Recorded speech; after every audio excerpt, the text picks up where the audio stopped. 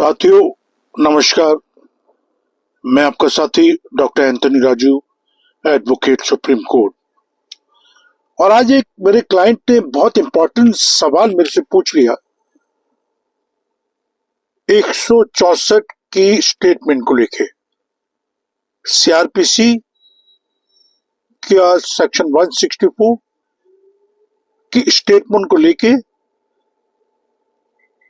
और ये एक पॉक्सो का केस है। साथियों मैं आपको बता देता हूं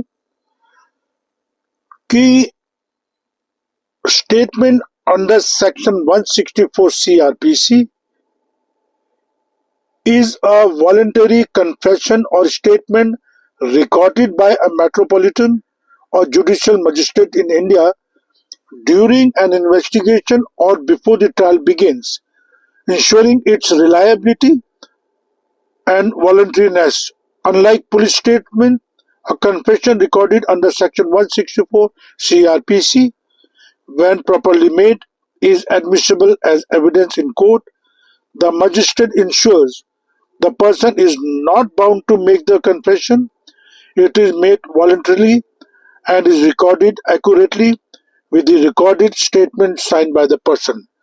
साथियों, ये जो मतलब है स्टेटमेंट अंडर सेक्शन 164 सीआरपीसी, जब पॉक्सो जैसे गंभीर मामले हो या रेप जैसे गंभीर मामले हो, तो इस स्टेटमेंट का जो रिलायबिलिटी है वो बहुत इंपॉर्टेंट हो जाती है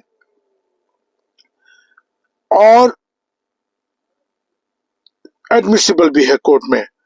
और ये डिपेंड, क्योंकि इसको as a evidence in the court accept किया जाता है, एडमिट किया जाता है। बट इसमें सबसे इंपॉर्टेंट चीज ये है कि जो शख्स या जो महिला 164 की स्टेटमेंट दे रही है, वो कितनी एक्यूरेट वो स्टेटमेंट दे रही है, उसमें उसकी मर्जी है या नहीं है। मजिस्ट्रेट का रोल जो वो बहुत इंपॉर्टेंट है इसके अंदर, और इसका पूरा जो रिकॉर्डिंग प्रोसीजर उसको फॉलो किया जाता है। एडमिसिबिलिटी मैंने कहा है कि एडमिसिबल है कोर्ट के अंदर, और इसको वॉलंटरी कन्फेशन कहा जाता है। साथियों ये एक बहुत इंपॉर्टेंट सेक्शन है, एक बहुत इंपॉर्टेंट प्रोसीजर लॉ है।